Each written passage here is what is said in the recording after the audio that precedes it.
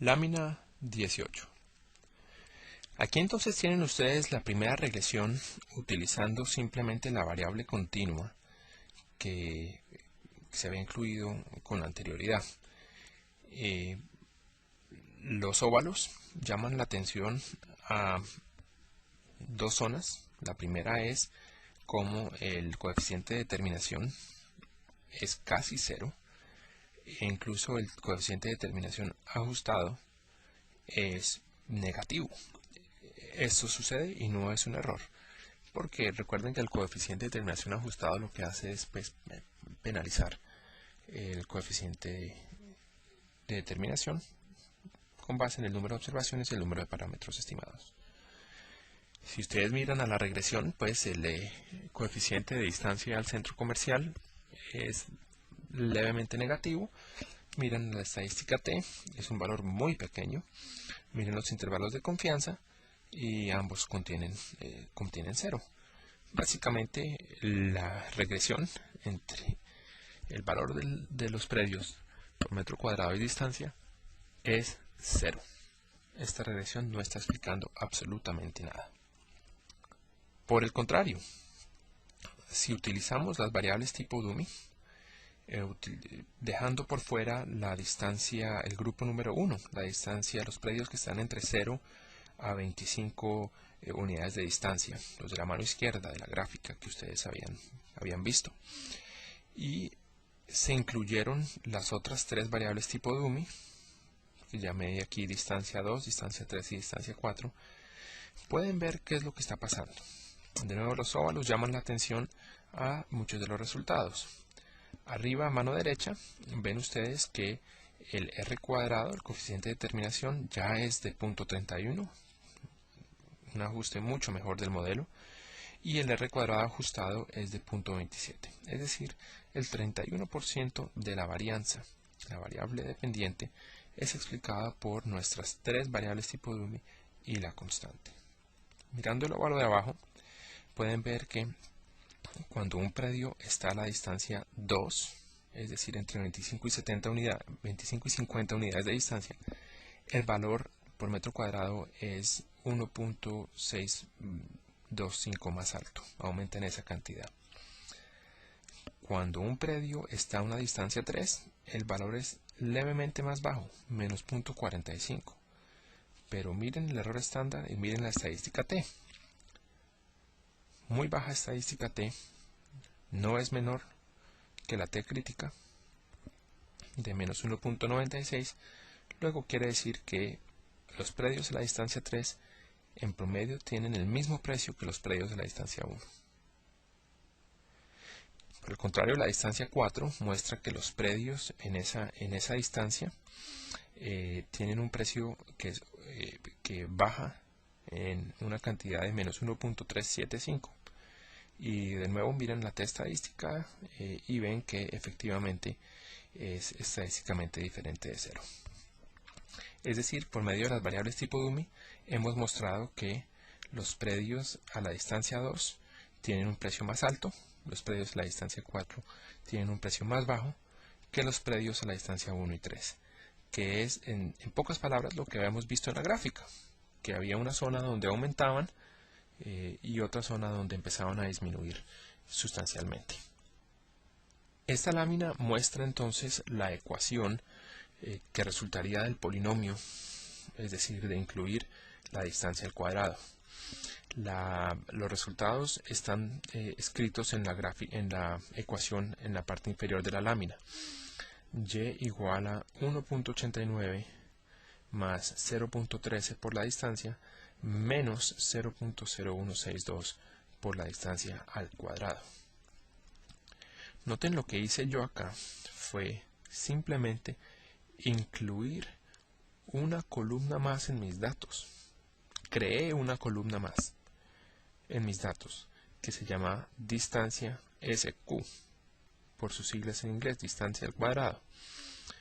Y el valor de cada observación para esa columna es la distancia, el valor de la variable distancia por ella misma, es decir, la distancia al cuadrado. y corrí la regresión incluyendo la variable distancia original y esta nueva variable que se llama distancia al cuadrado. Atendiendo el óvalo en la parte superior derecha, pueden ver que el r cuadrado aumenta bastante. Ahora estamos en un 61.2%, mucho mejor incluso que el de la ecuación anterior con las variables tipo Dummy, que había llegado al 31.8%. Y mirando a los valores de los coeficientes, sus errores estándares y sus estadísticas de t, pues pueden ver que efectivamente la distancia aumenta el valor del suelo a medida que uno está más lejos, esa distancia aumenta, pero la distancia al cuadrado hace que empiece a disminuir. Ese aumento se va mermando y a distancias muy altas, entonces se va a empezar a decrecer, porque el valor de la variable distancia al cuadrado va a ser mucho más alto cuando las distancias son altas. La constante también tiene un valor, una estadística t bastante alta. Todos los coeficientes son estadísticamente significantes a los niveles de confianza normales. La lámina 21 les muestra a ustedes entonces la gráfica del precio, es decir, de Y, la misma gráfica, esos son los puntos azules que pueden ver en la pantalla. Son los mismos puntos que hemos presentado anteriormente. Los puntos rosados o púrpuras son los puntos del precio sombrero, es decir, el precio que podemos predecir a partir de la variable distancia y la variable distancia al cuadrado. Esos precios son o vienen simplemente de la ecuación que había en la lámina anterior. Y igual a 1.89 más 0.13 por distancia menos 0.0162 por la distancia al cuadrado. Pueden ver ustedes que es relativamente claro visualmente por qué esa ecuación está tan bien. Estamos relativamente cerca de los valores de Y. Podemos, a partir de la inclusión de la variable distancia al cuadrado, estamos aproximándonos adecuadamente a la curva que había en los datos. Pueden ver que al nivel de 40 tenemos un poco de error, sobre todo para esa observación que tiene un máximo de 6 en el eje Y. Y alrededor de 60, 70 también tenemos un poco de error para observaciones que tienen precios un poco más bajos. Pero en general, la curva que estima nuestra ecuación se asemeja bastante a la curva de los datos reales.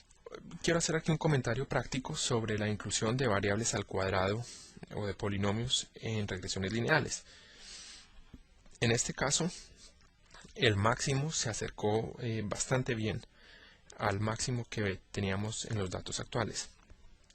En muchos casos, ese máximo va a tender a ocurrir casi que por fuera de los datos, en un rango mucho más lejano al rango que tenemos en los datos. Eso está bien, no hay nada malo con que eso suceda. El único problema es que no, como en la regresión lineal normal que habíamos presentado anteriormente, no podemos hacer predicciones con confianza en ese rango, porque no tenemos ninguna observación que nos ayude a tener confianza en esa predicción. Estamos simplemente extrapolando a partir de la relación que vemos en el rango de los datos que tenemos. Entonces, la sugerencia es no cambiaría mi término al cuadrado, de todas maneras lo tendría ahí, pero sugeriría que se hiciera una nota en el análisis diciendo que el punto máximo o mínimo, el punto donde cambia la pendiente, ocurre por fuera del rango de los datos, y con eso pues sabe uno que está haciendo una extrapolación importante. Entonces, utilizando la base de datos de 2.928 observaciones de precios, mi sugerencia es pues pedirle a los estudiantes que puedan ya hacer un análisis un poco más exhaustivo de esos datos. Calculen en Excel una regresión lineal entre la variable dependiente precio y las siguientes variables independientes: distancia al paradero más cercano del Transmilenio, número de baños, número de estacionamientos, área en metros cuadrados, estrato, densidad poblacional del vecindario, porcentaje de área del vecindario en usos de suelos comerciales, y ahora incluimos una variable tipo Dummy que es el tipo de predio. Si es un apartamento, toma valor 1. Si es una casa, toma valor 0.